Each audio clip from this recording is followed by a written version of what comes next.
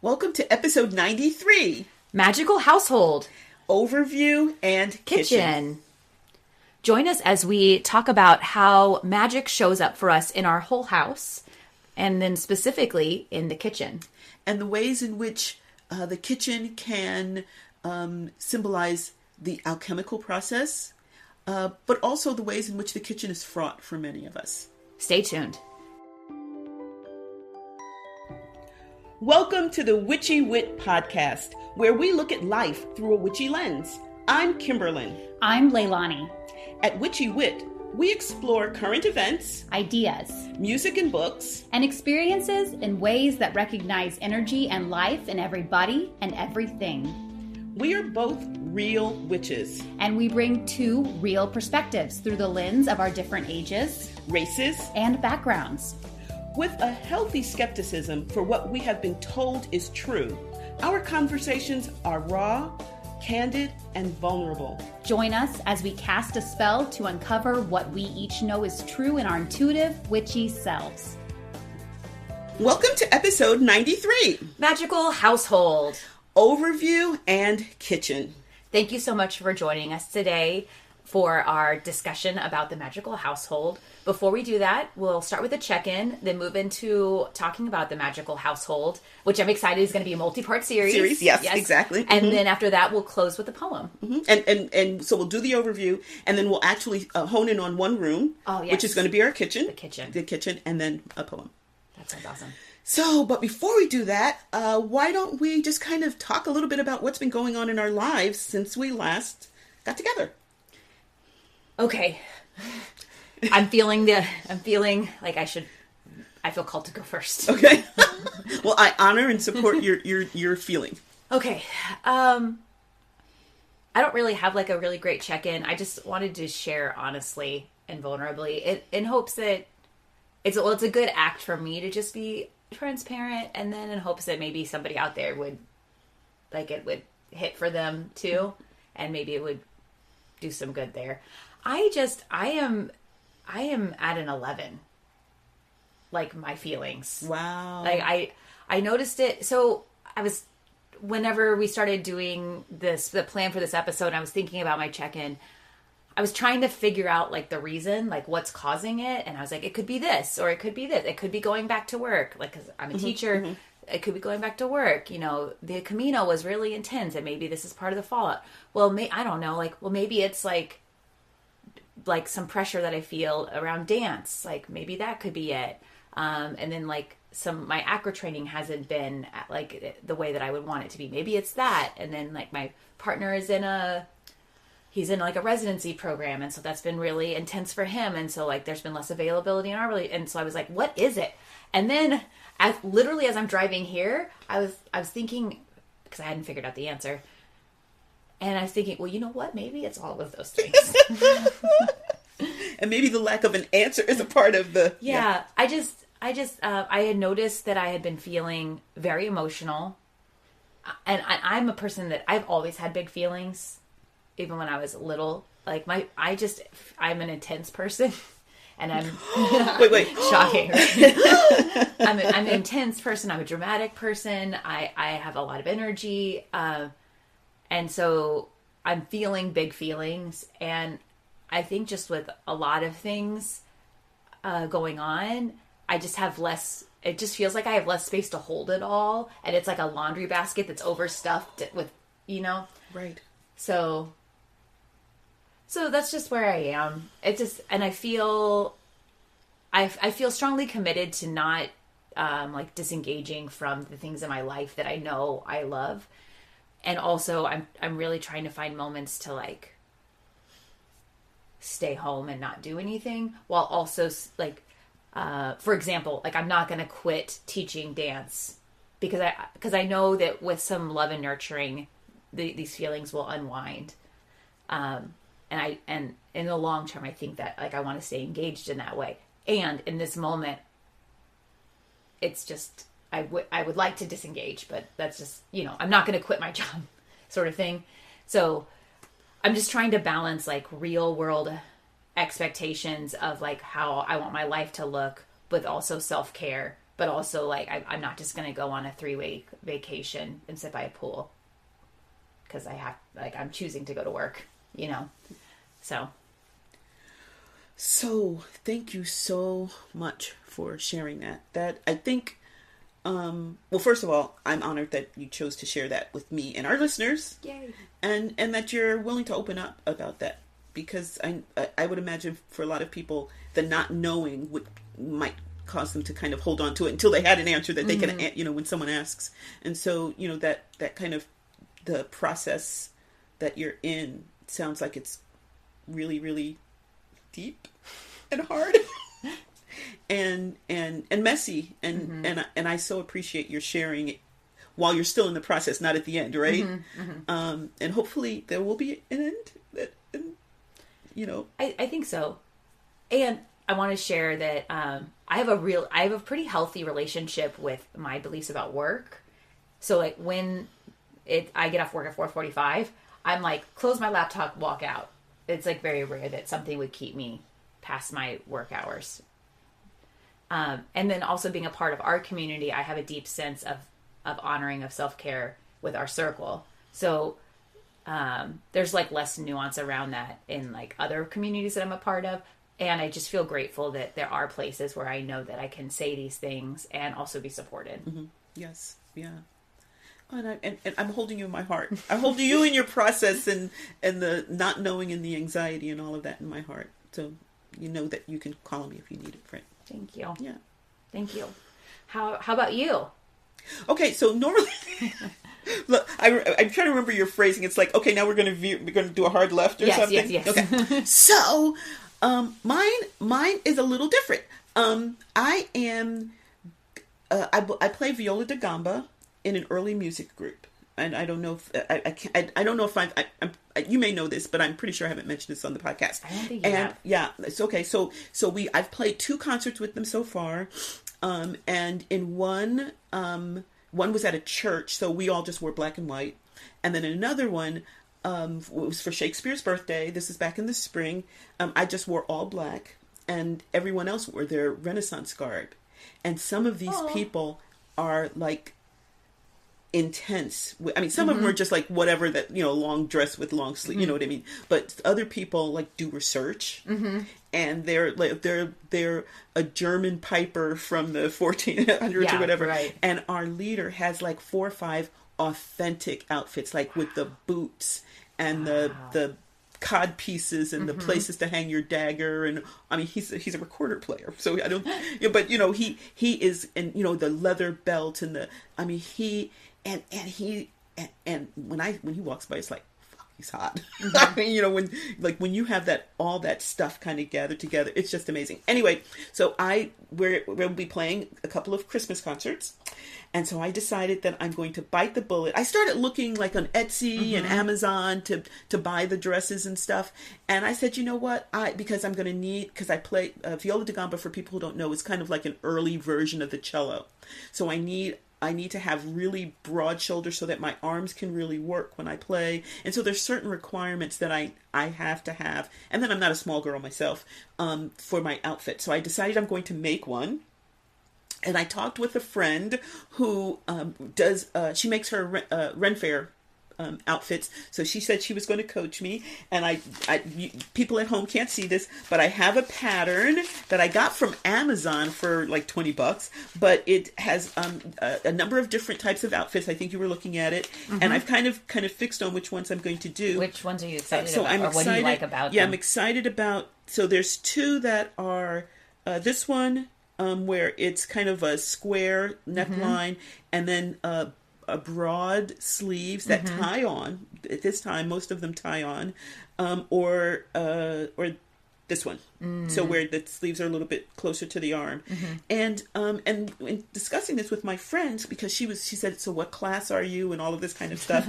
And one of the things I told her is that for women to perform at this period of time, men, if they were in of the highest classes and stuff, they were not considered musicians because that was considered low status. They would be, their official jobs would be, that's with air quotes, their official job would be lady in waiting. But instead of sitting with the Duchess and doing needlepoint all day, they were off in another room practicing for 10 to 12 hours, like practicing harpsichord, lute, singing, composition, all of this kind of stuff. So it's very, very high status. So I am going to be making pretty much a ladies in waiting gown. And other people can't see this, but I have this brilliant silky material. It's red with fake embroidery. It's kind of painted on, I guess, but it looks almost like embroidery, right? Material that I got for free, like 3 yards of this stuff for free because we just happened to be talking about it. I'm just gonna rustle it for the microphone so they can. It's like very thick. Yeah, it's luscious. And we were at a gathering, and I happened to be talking about this with this woman, and she said, I'm getting rid of some of my material that I've had for years, and I'm not going to sew anymore. So I got it for free. It's gorgeous. So yeah, so that's going to be like the overskirt. And then I'm going to make like either a gold or a blue under. This is brilliant red. And then I'm going to make sleeves that will tie on it. And I have to either buy or make a chemise that you wear underneath. So it for a chemise would look like a nightgown with puffy sleeves and long to the gown. It's just an undergarment. So that's what I'm so excited. Now, I haven't sewn in 40 years, and quite frankly, when I did sew, I was quite the disappointment to my mother. This was a woman who could. People would bring her pictures of wedding dresses, and she would sit down with the picture and make a pattern from newspaper. So she could, this is this woman, so, and I remember making like some pants and a couple of blouses. And at the time I was of I made a mistake. Well, I'll fix it in the next step instead of ripping it out and starting. So that's why I say I was a real disappointment to her.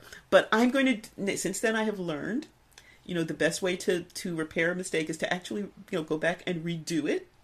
And so I'm hoping that attitude will stand me in good stead, and that she's looking down at me, smiling and very happy that I'm finally doing all the things she yelled at me for 40 years ago or whatever. More than that, probably. But yeah. I love the life lesson around sewing. When I have a mistake, I don't need to fix it the next step. I need to go back. Just, release the fact that just stop being so impatient.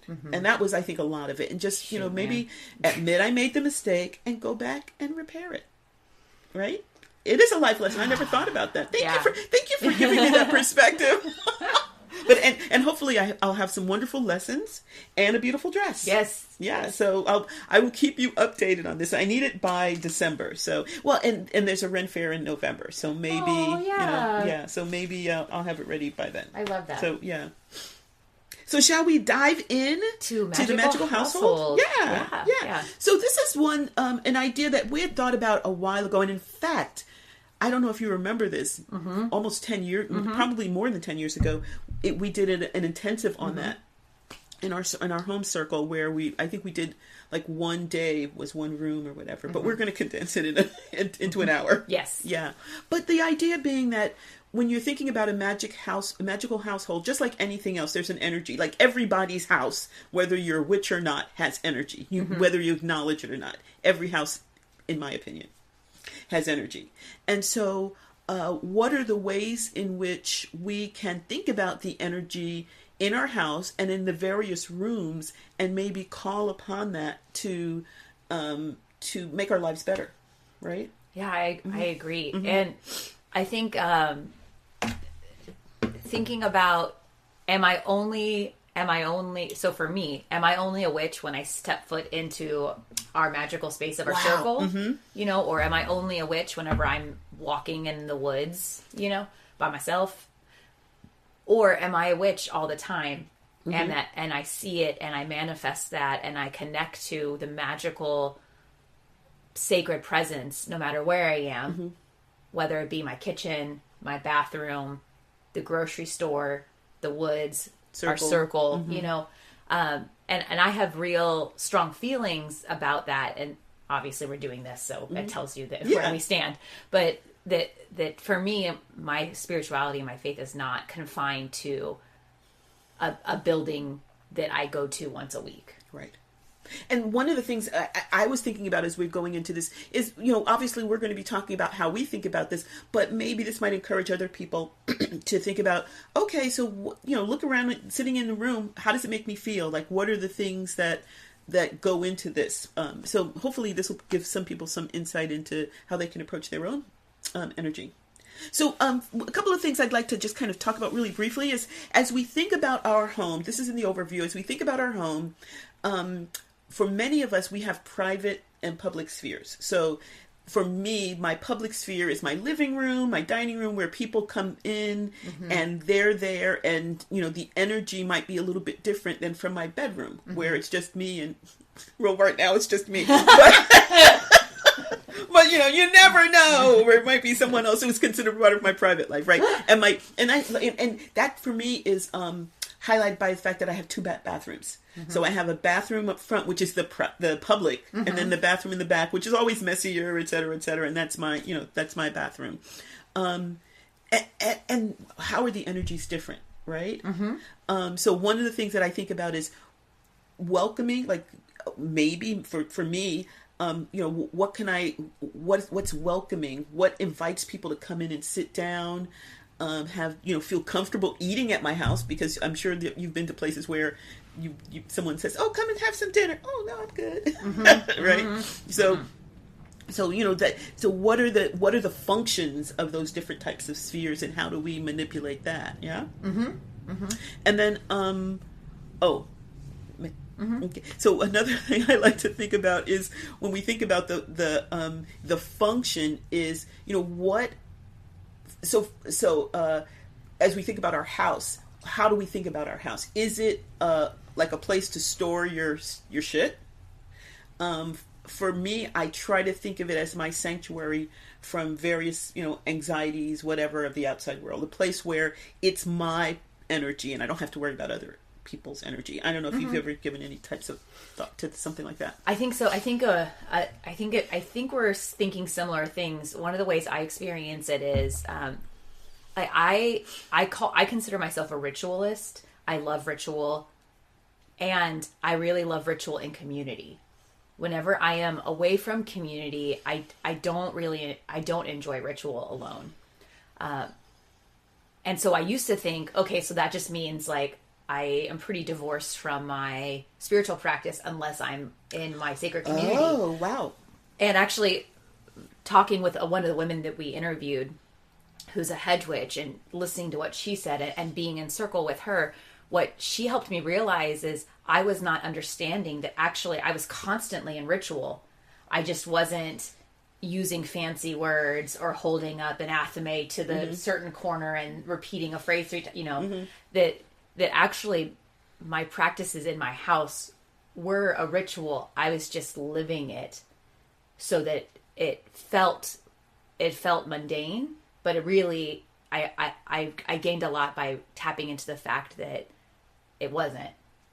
It is both. Yeah. It's like the fish realizing how sacred the water is, right? Right. Yeah. Right. And I love that we're going to take time in each room, because there are different ways that shows up in each room. And I love reclaiming that for myself and my magical practice by realizing that it is sacred. Right. Yeah. I love that. So one of the things, as we think about that, there's our individual ideas about our room and our energy, and then how if it interacts with other people, right?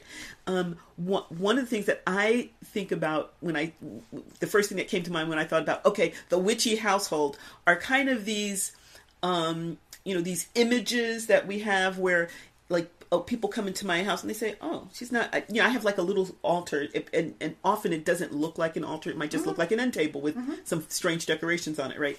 And so, people coming saying, oh, this is not really witchy, because often the images we have of witchy households is, herbs hanging from various places and crystals all over the place. Well, I do have crystals, but crystals all over the place, and, maybe a black cat, and I don't know, I don't know, maybe some witch's shoes or something, you know? Yeah, I'm thinking like super dark, maybe like really dark painted walls, like candles lit everywhere. No, candles, yes, no actual like lights, just like candles that are dripping. I'm thinking of like a lot of clutter, bottles, various bottles, you know, with various things. Yes.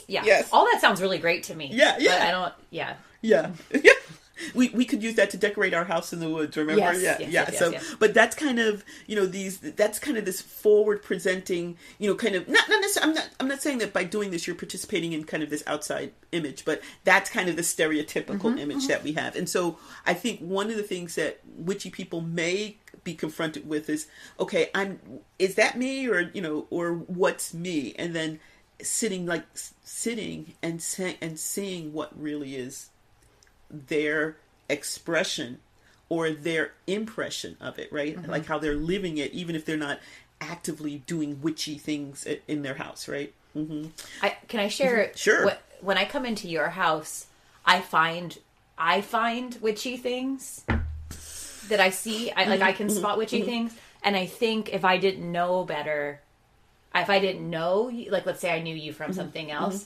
I would walk in and I would spot a few things and I'd be like, I'm pretty sure, you know, but it definitely does not look like what we just described as like the cliche. Like you have beautiful artwork up on your walls. Your walls are colorful. You have musical instruments around. I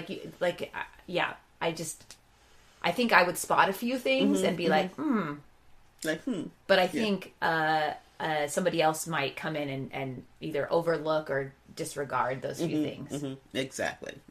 So that's, you know, one of the questions that I'm going to ask us to keep in the back of our heads and other people as they think about their homes is, what's the energy? You know, so in a forward presenting part of my house, I like to think that I'm projecting welcome. And that might draw people in. So there's energy that I'm projecting, and then hopefully like people kind of like not necessarily be fished, like being reeled in, but they kind of like that energy and they allow themselves to be drawn in, or they draw themselves in, right? So there's different ways of thinking about that. And then once they're there, what's the energy doing? Is it stagnant, sitting there, we're all staring at each other? Is it flowing? Is there give and take? And what in the room encourages that, right? So something to keep in mind as we go through our different rooms. But today we're going to talk about the kitchen. The kitchen. Yeah. And I think did we like immediately hop on this one? Was like this one the first one to come to mind when we started thinking about which rooms we were going to do? The way I'm remembering it is we said we were going to do Magickal household, and then you volunteered the kitchen. Okay. And I said, okay. Okay, so it was the first one that come to mind. and it was the first one for you to say, okay. Sure. Okay. Well, can I tell you why? Yes. Okay. So, to me, the kitchen is kind of, it can sum up witchy life to me. I mean, not maybe everything, but a lot of stuff that is witchy to me happens in my kitchen. And it's been a part of my, like, so growing up, my mom is an incredible cook and baker. And so just sitting in the kitchen, watching her do her thing and talking to us and get your finger around that bowl. You know, there are not all like totally positive moments, but you know, and or helping her and watching the, you know, okay, we got to get the butter room temperature, but not too soft, you know, so there's some real precise things that you have to do to bake. And then times when she goes to the cupboard and realizes, oh, we don't have this, and then she just pulls out other stuff, right? So there is this kind of magic that takes place where she takes a bunch of disparate things, and then we at the end of whatever she does, and I probably not putting a spell on it or anything like that, but in her own way, kind of doing that. There's this food. There's this food that's incredibly tasty, you know, delicious, in my opinion, filled with love. And so I watched that experience in various permutations over the course of my childhood, adulthood, and then participate in it with her, and then later by myself. And I just think it's just, she embodied that kind of magic of the kitchen. Mm-hmm. What about you? So growing up, my family, I never learned how to cook. My family was more of so I had 2 working parents. When I was younger, my mom did stay home. She was in the reserve, so she was gone 1 weekend a month, 2 weeks a year. And then when we were older, not even that old, but when we were school age, she returned to work. And we were just, so I'm saying this like not with judgment. We were like more of like a frozen dinner type of family. Like those, I remember there was one that I really liked. Like we would pull it out of the freezer and it was these like circular slices of meat and they were like floating in this like gravy type of thing. I don't know. Like meat should not be in a circle. Just like as an adult looking back on it, I'm like, they were like all perfectly circular. But I remember loving it. The miracle of food preparation. Oh man, yeah. So like we were just more of that, like, and I'm not saying this with any sort of judgment. Like I had 2. It just is. I had 2 working parents, so like cooking and things like that were really not a part of my life. On the other hand, my grandmother, food equaled love from my grandma. Food was nurturing. Food was care. Food was adoration. Food was like just her way of showing, and I'm talking about like the table was full, so much so that she had a card table that she would pop up next to her giant dining room table. There would be more food on that. And with my mom, we'd call it the groaning table. Yes, the groaning table. Yeah. And at the time, I just delighted in the deliciousness. She made this biscuits with chocolate gravy, and oh my gosh, yeah, it was so good. And at the time, I just remember delighting in that. And it always felt loving. I didn't really think much of it. But as an adult looking back on it, I see it for what I believe it really was, is that the kitchen was the place for her where she put her love in. She physicalized her love. I love that. Physicalized it. Yeah. And the kitchen was this place where she just worked with like such skill. To physicalize that love. Oh, that sounds magical. Yeah. It really was a magical place. And biscuits with chocolate gravy. Damn. I'm telling you, it. Did you get that recipe from her before she went? She didn't use. So my grandmother didn't use recipes. Yeah. But my sister and I would stand behind her and watch her because we asked her for recipes and she'd be like, "Oh, little Lonnie, I don't have a recipe. I just do it from my head." And so my sister and I would stand behind her and we would like watch what she did and like try to write it down. But it was, it's impossible. Yeah. I remember, and my mom wasn't like totally failing at this point, but she was getting on. And my cousin, and I said, "Oh no, okay, you're going to bake your pound cake and we're going to sit here and we're going to take notes." And we did. And I think I might have made her pound cake for us at one point, and then her biscuits. I'm scared of those biscuits, but I'm going to try them maybe this year. I mean, she's only been gone 6 years, 5 years or whatever. No, 6, 6, 7. Okay, I better make those damn biscuits. Okay, but yeah. I mean, not biscuits, rolls. Yeah. So, but yeah, they have these wonderful. It's alchemy. They're taking all these things and they're making magic. They're making they're manifesting love. And also like half a stick or a stick of butter is like gonna make anything. That's right. Filled with love. Like it's just gonna grease the grooves of love more. Oh my! Grease the grooves of love. Yes, totally. Yeah. So okay. So part of kitchen is the cooking. Is the food preparation, which, in my opinion, is so much a spell. It is just so much a spell, right? But there's other things as well I don't know if you want to talk maybe about some other aspects besides the cooking, the food. Sure.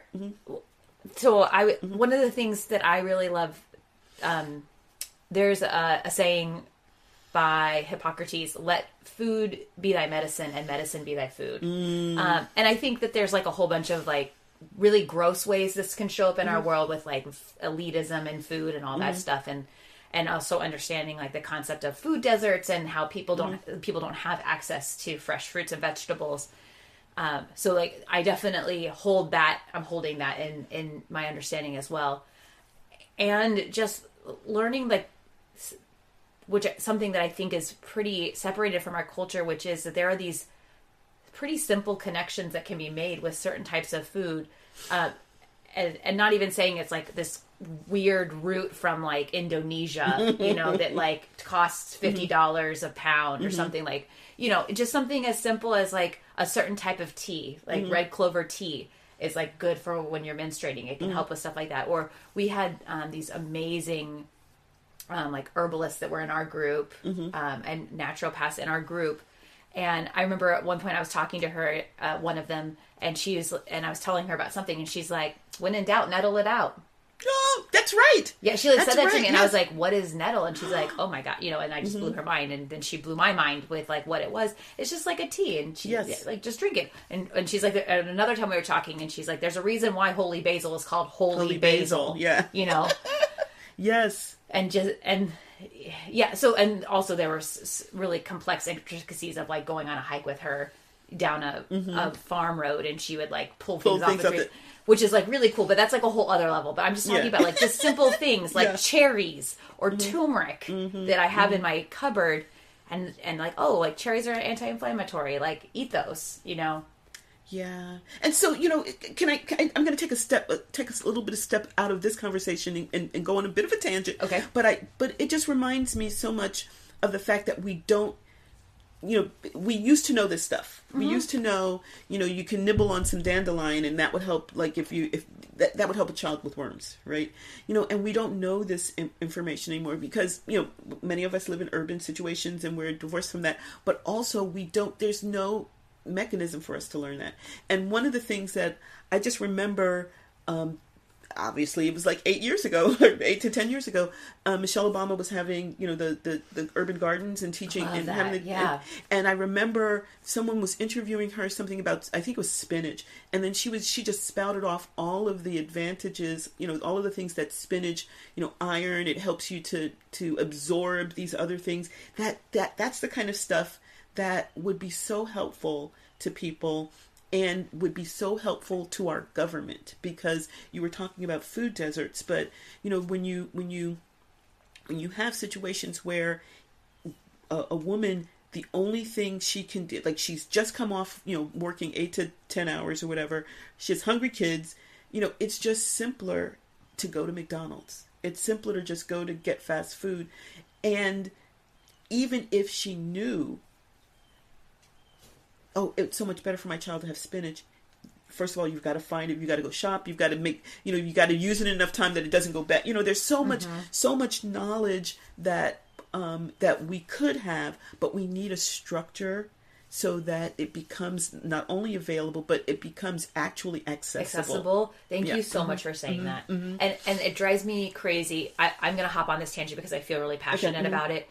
Because I work with at-risk kids, and a lot of my kids are very, very, very, very, very poor and or homeless.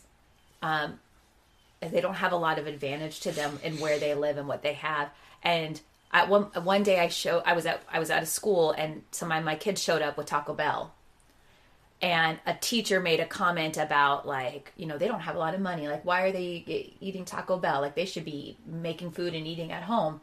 And my comment to and I'm whatever about this, what this one person said, but I do think that is a valid point of, like, it would be better for them to take more healthful. It'd be better for them physically, and it would also be better for them financially in the long run, instead of eating out all the time like that. And, like, do you have a cutting board? I was just going to say that. Do you have knives? Do you have measuring cups? Do you have a place to store a bag of flour? Yes, that won't get eaten by cockroaches. You know, do you have a working refrigerator? Do you have the ability to understand recipes? Yes. Can you read the recipe? Have you been taught what the difference is between a TSP and a tablespoon? And you know, like, it's just very complex, and I think it's just really reductive the way that one teacher, and also I hear it a lot in other things, but and I've been guilty of it myself. I'm going to be fair. Same. And I think having this perspective has really helped me understand. So anyways, I just think that when we talk about the kitchen, there's a lot, and I think that's one of the reasons why whenever we were jokingly about like, did you suggest this? Did I suggest this?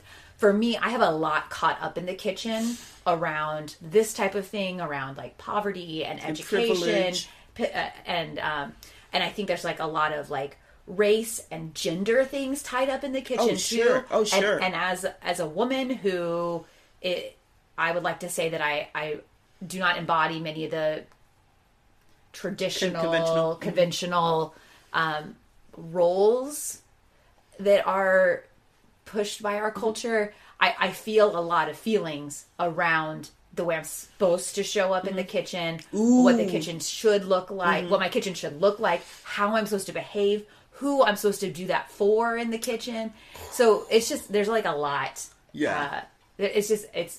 For me, it's the most tangled room. It's very in the household. fraught. Very fraught. For me, it is the most. So when you suggested it, you were like, let's do kitchen. I'm like, okay. Oh, that's what that was. Yeah. Oh, sure. I thought that was like, overwhelming eagerness. I mean, do it. I mean, we can always make this 2 episodes. Do a deep dive into that. So yeah, I mean, that's what we do, right? Is, kind of tease out some of the ways in which, you can look, there's this way of looking at it. And then what if we look at it differently, right? So I think I'm so triggered right now. I just tried to drink and I spilled it all down my shirt. Do you need a napkin? I'm okay. It only spilled in my shirt and my crotch. Okay. So. Okay, good. Okay.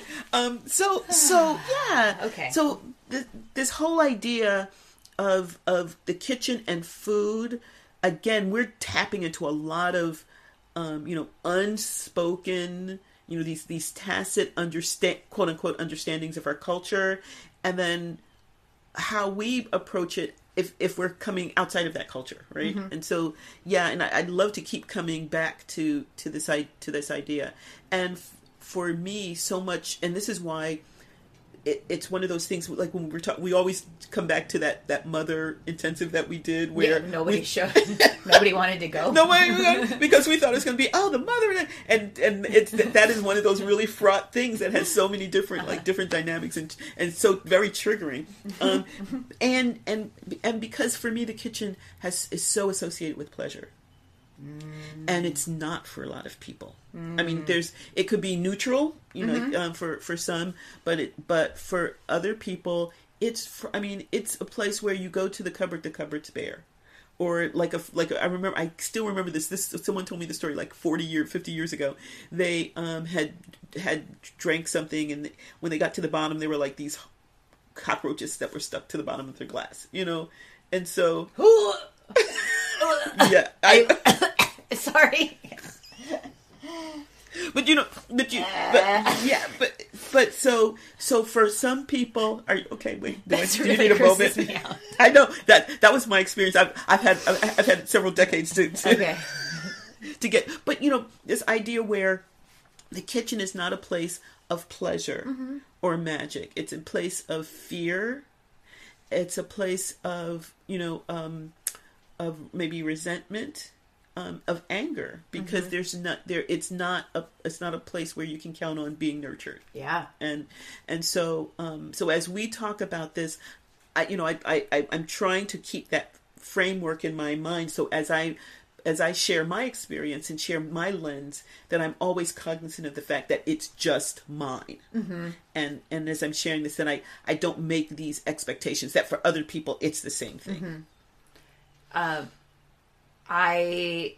previous version of me, I used to teach, pole. I love that. Thanks. I used to teach pole fitness, which I think is awesome. Yeah, and I was a gymnast for a while as a kid, and that's a pole parallel to the ground, and then when you make the pole perpendicular, like people get all in a tizzy about it. But for me, it was like, I just turned the pole this way, and it was really great. So I would teach pole fitness, and the overarching the owner of the company I taught for, she was really into sensual eating, and so she would do sensual eating workshops, which I did. Now, what I taught was pole fitness, so we were just doing like crunches vertically, like like.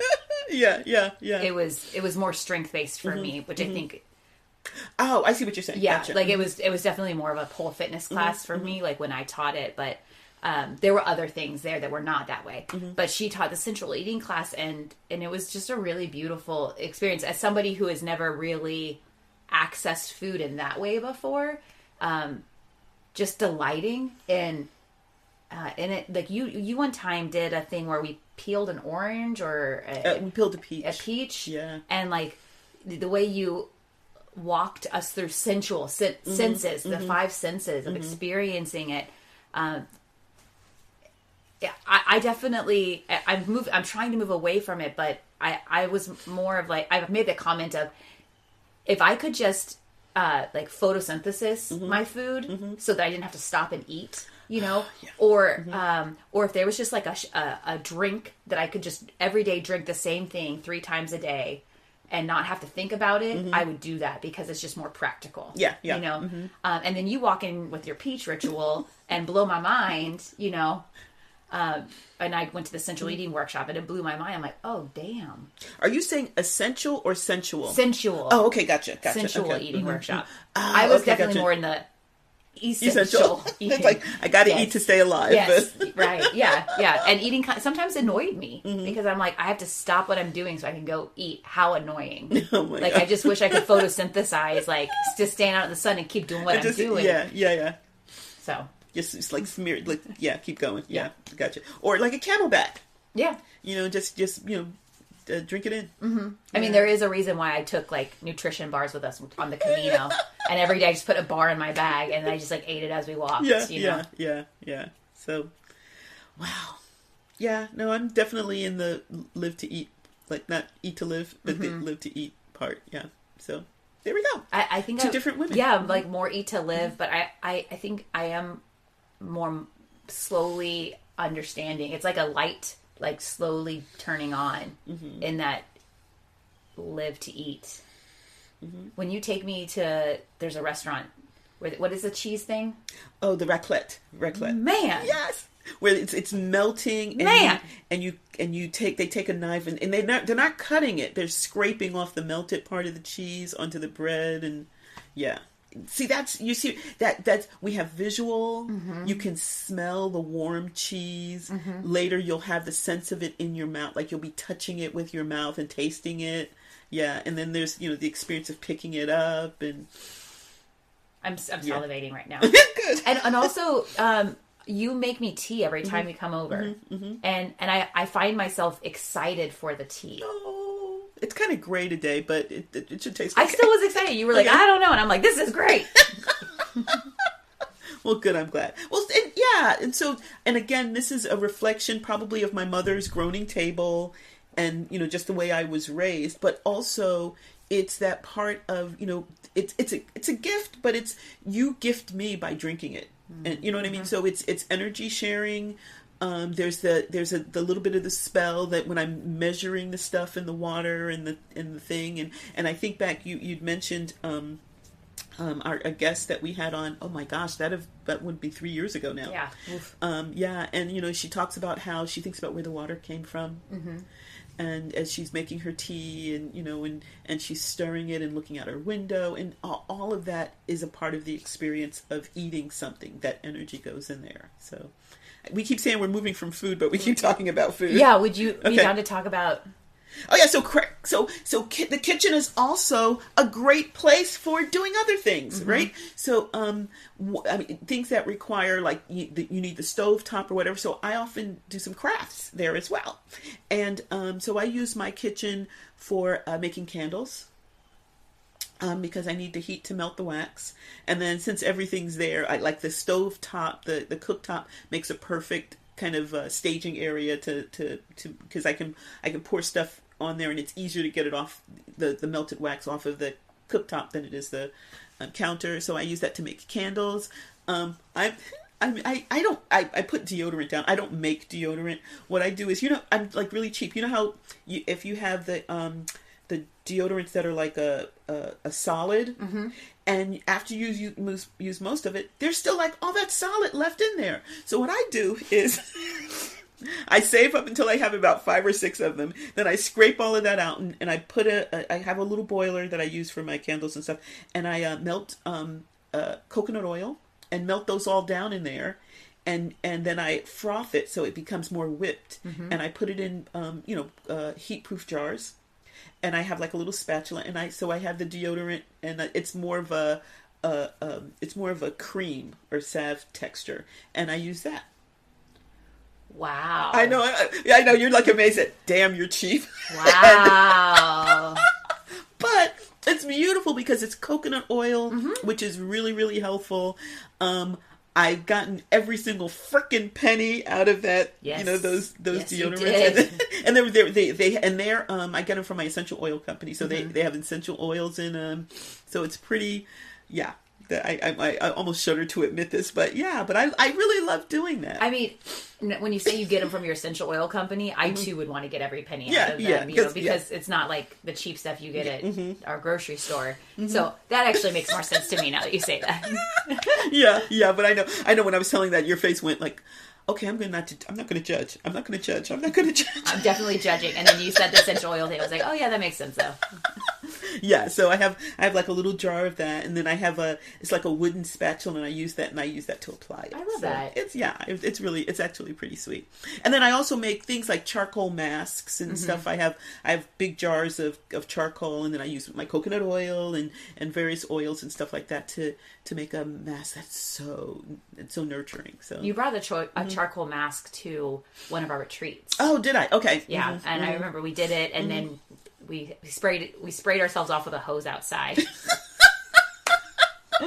yeah. So it's very purifying, and if you can do your whole body, oh my gosh, and that's definitely either the shower or you hose yourself down if you have some privacy in the backyard.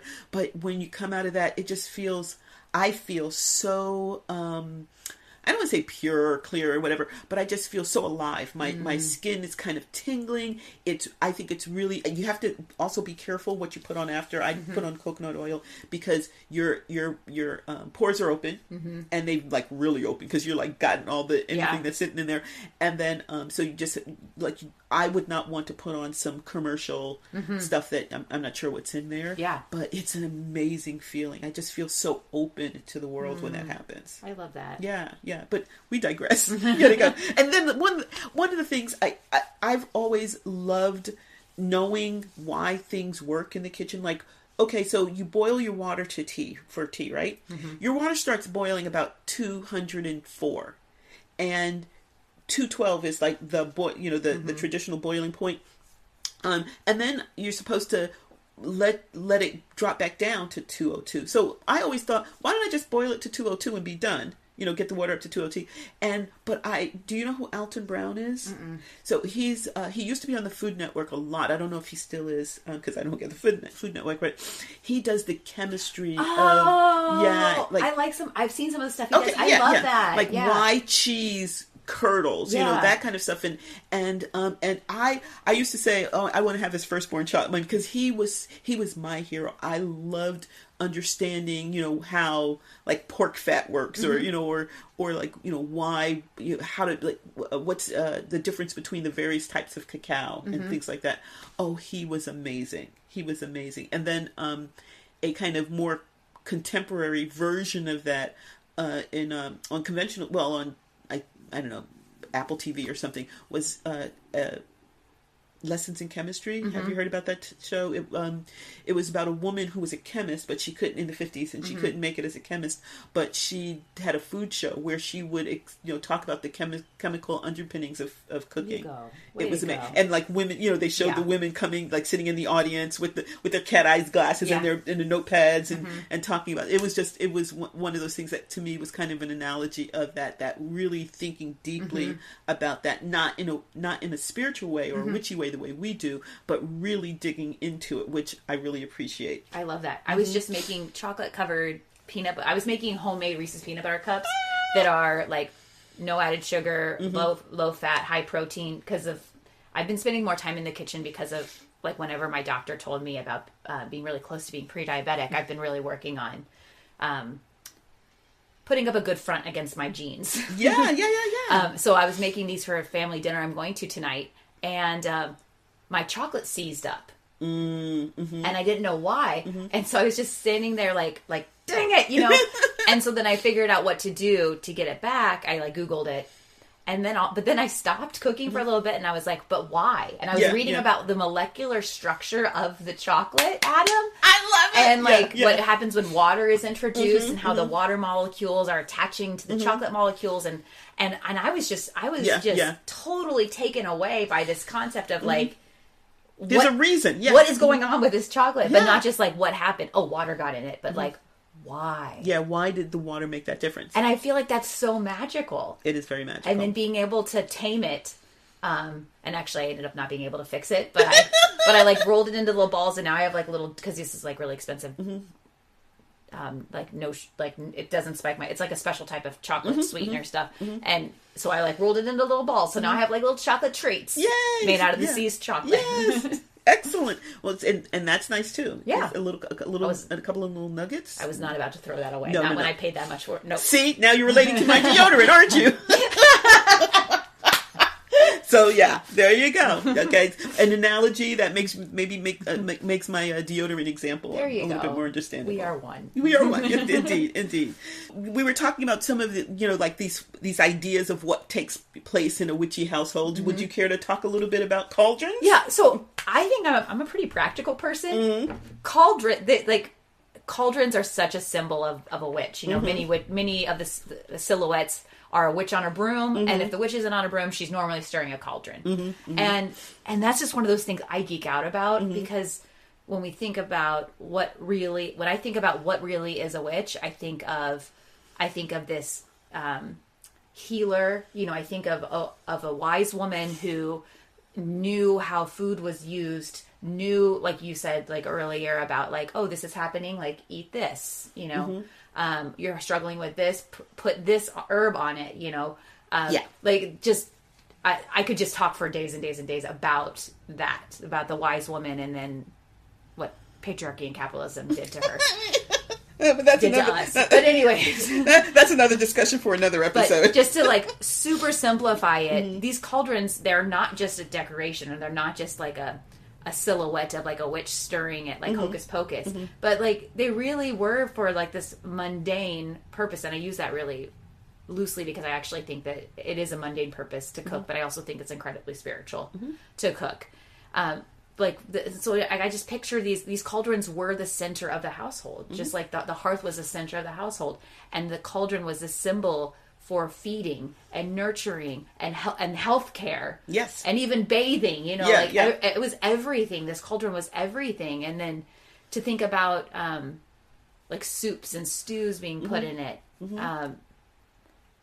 I also keep the my vegetable choppings. I put them in the freezer so that one day I can Same. So then I have like a kitchen sink soup after a few months. So yeah, and so one of the things that we talk about, one of our chants, we talk about going into the cauldron and being reborn. That the energy that's in that, and to me, that's what happens in a soup or stew, is that you put all of these things that are in some cases considered like trimmings or not garbage, but extras, not useful at the moment, and you throw it in there, and it becomes this wonderful, healthful, magical broth or whatever that can be the base or can be the thing.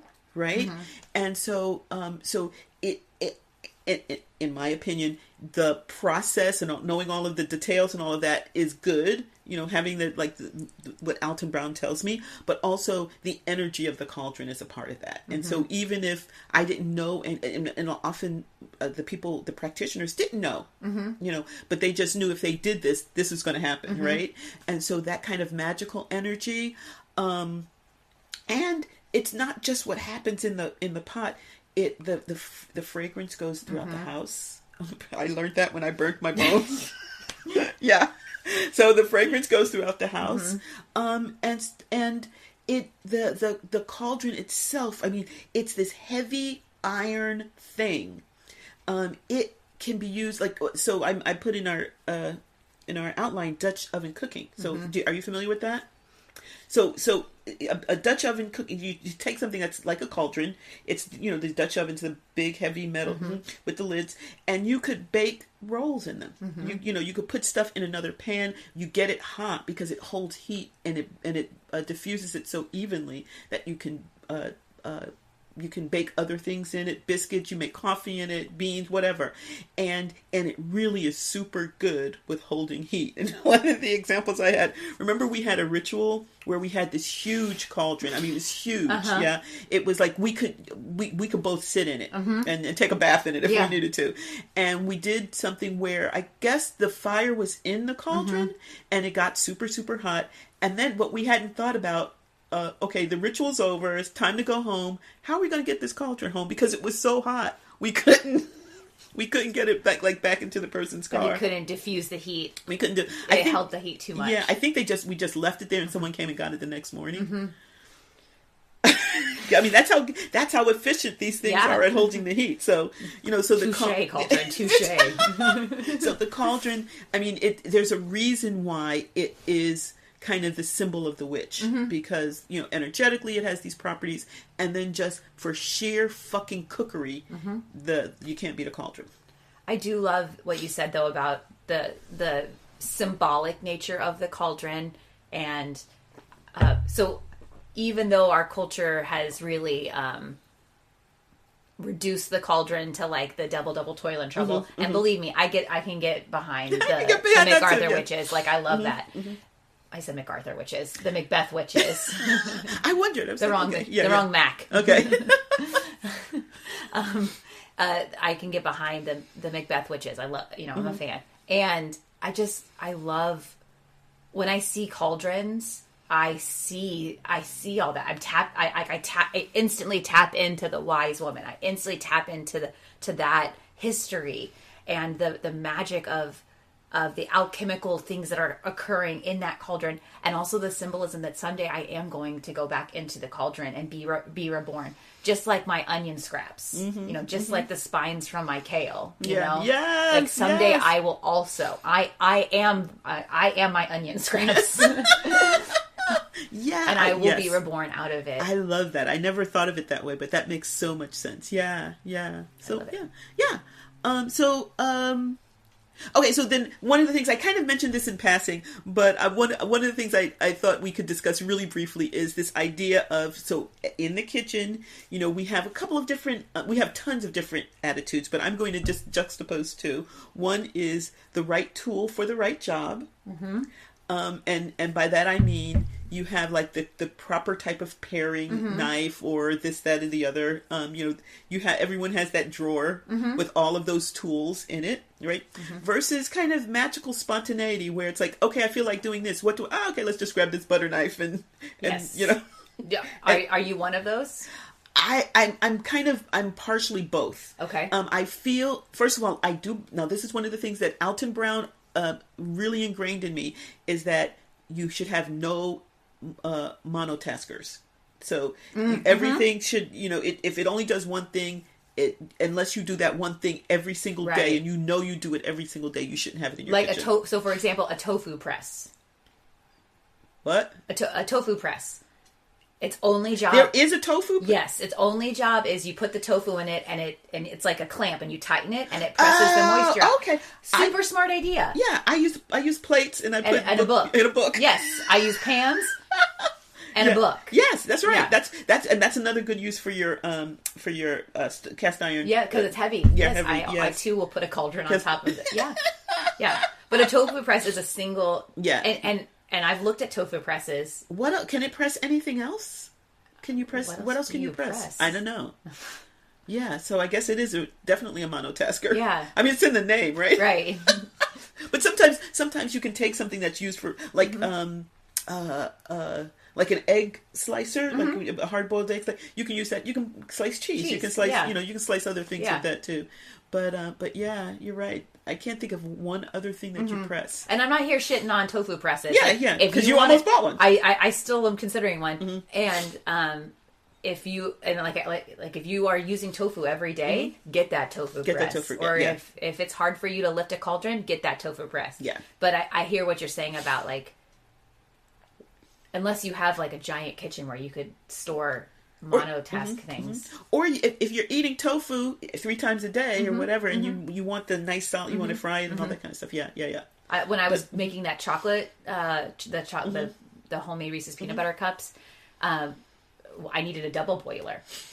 I don't own a double boiler, but I do own a pot, and I do own a glass bowl that will float inside of that pot. There you go. And so it just my little chocolate chips, it's like they're just floating around like me on a floaty in a pool, just like floating around lazily. And I'm like, this works great for me.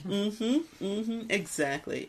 Well, I had a double boiler, and I think I burnt it, and I realized I didn't really need it that often. So I kind of do. I put one pot inside the other or something like that. I make So it sounds like we're kind of on the same page where it's nice to have the right tool because it does the thing beautifully. A good bread knife. Oof. Exactly. It just glides through the bread. Exactly. But we're also able to improvise. Yes. We're also, and that's okay. Thank you. Yeah. Because that's that apparently people like couples come to blows over.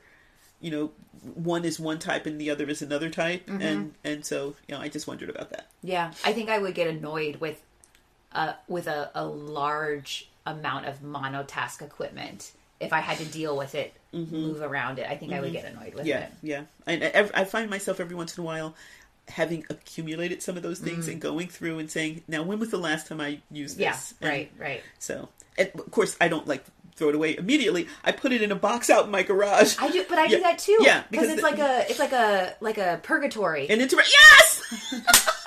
There you go. So it's not like you're sending it away for sure. Yeah. Because you always have the opportunity to go back and get it. Yeah, exactly. But it's not. Sits, Go ahead. But no, I was going to say, but it's not underfoot. It's not cluttering your drawer, et cetera, et cetera. If I go and get it out of purgatory, then I can keep it. But but it's good to put it there for a while. And then just send that box, Goodwill or whoever come, the paralyzed children or Texas vets as they come through, they will happily take that egg slicer or whatever. So thank you. Okay, so then this is one of the last things I wanted to chat about, and I think this is funny because you and I are both confessed elemental witches, but I was like, the elements are super present in the kitchen. I mean, I think they're everywhere, but so I just wanted to quickly just talk about the ways we see the elements show up. So I mentioned one.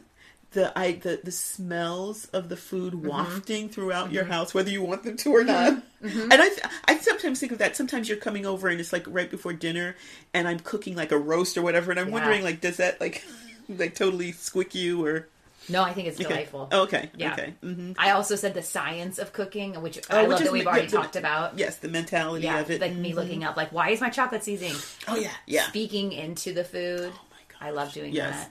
There's some of the soups I make I sing on. Oh, I love that. Yeah. And then I just want to say, as a modern witch, air fryer. I'm like, hail and welcome air. Thank you for frying. Oh my gosh! And that's something that's kind of supposedly a multitask. I mean, a monotasker, but it's a multitasker. I would say that's because a multitasker. you can air fry pretty much. There's very few things that you can't use your air fryer for. Agreed. So Agreed. Okay, fire. Kind of obvious, right? But your oven, your cooktop, just heat, right? I'm trying to think what else. I would also say like spicy food. Oh, so yes. So like any spices that you're using that are hot, or like vegetables that have a lot of heat to them, like chilies. I also think of my tea maker because I love watching the water come to a boil and all of that kind of stuff, and the heat there being electricity, right? I love that. I love that. Water. Oh, water. First of all, there is a place, we do not have to go. I remember this at my grandmother's house.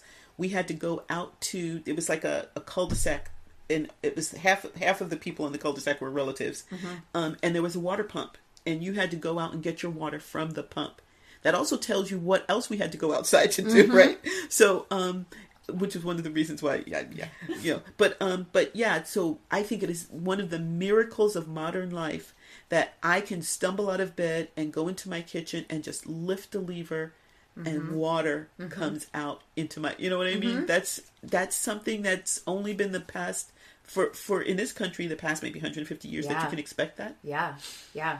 And us on the Camino, when we would be hiking and we would you would round a corner and there would be a well, you know, with water coming out of it.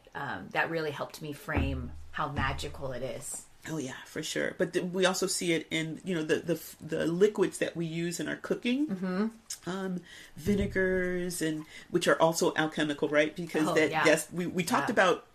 What did we talk about? Oh, alcohol. We were talking about alcohol, and so along that stage are vinegars, right? You know, you have something and you let it start fermenting, and before it becomes wine or after it becomes, I'm not quite sure. I don't do it myself, but vinegar is in that stage there somewhere, right? Yeah, and like like juices, like when I squeeze that lemon, you know, yes. honey, and like honey is just magical as fuck, man. I went to a mutual friend's home and we did a honey tasting. So someone had sent her like five or six different honeys, and they had little sticks, and we just drizzled them on bread. And I knew that there were different tastes to honey, and I've had a couple, but you know, doing the taste testing right after the other and seeing the difference. And then I texted her later. I said, "Yeah, I'm back home drinking tea with my cheap ass." Right. You know, I mean, it's Texas raw honey or whatever, but still, you know, now seeing all of the nuances that are available, it's like, dang, and that's another magical process made by bees, yeah, which I think brings us to Earth, like, and you know, the pentacle is connected. Each of the points are connected to the other point. So, like, honey for me straddles into the Earth too because of the herbs, the plants, the blossoms, that the bees are going to, and the bodies, because they're doing it in their bodies. So cool. They're making, you know, it's like amazing. Yeah. Earth for me also. I think a lot about bread. Yeah, we just had a ritual for first harvest, and bread oh, were you there? Okay. Bread figured prominently in that, and it was just so amazing. Yeah. So, and then, you know, other products of the earth and the earth itself as the nurturer for these products, and thereby for us, right? My cauldron can sometimes it's the earth, it's holding the things. Oh yeah, yes, exactly. So yeah, that's a very much, and then the physicality of our, like, the literal countertops, all of that represents that foundation that we need to be able to do anything else. And so I see that there too. Beans also for me are really earthy. They're very earthy. Yeah.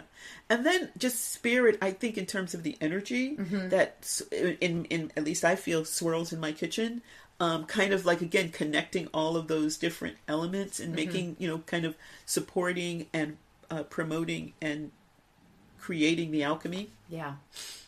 Yeah, for me, it's the things that connect all of the things together, like that energy. It's the things that I'm adding in, like my grandmother's love. You know, I have a picture of my grandma's hands covered in flour as she's making biscuits.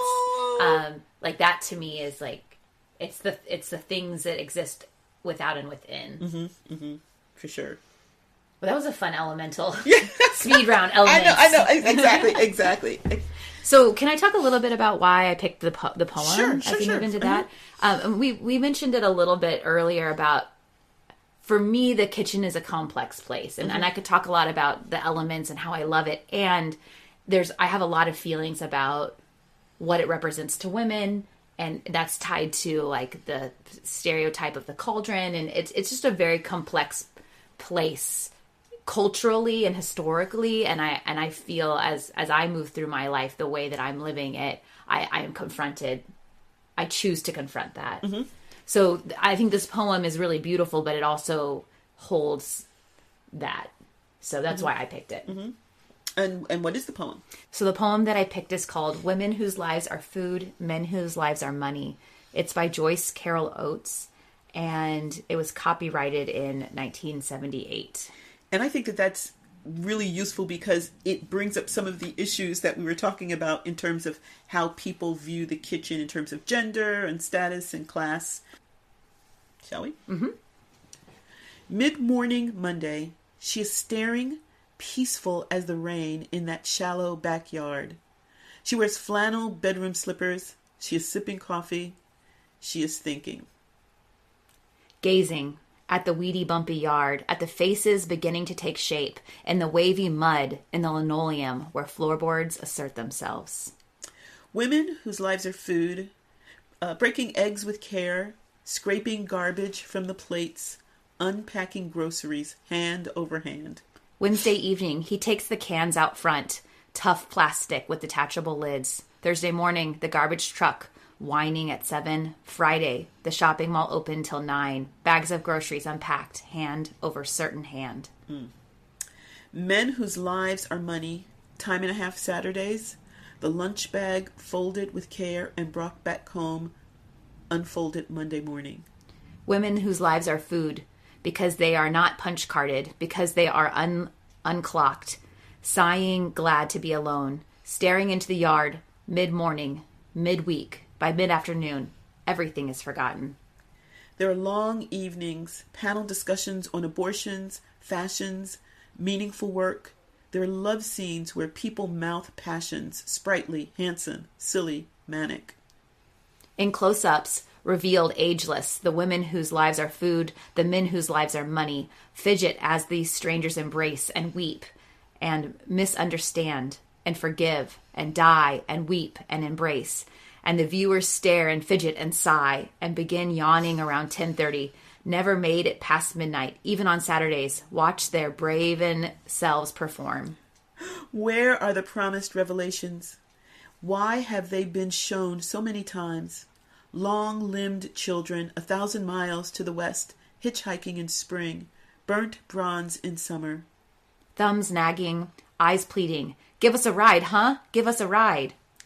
And when they return, nothing has changed. The linoleum looks older.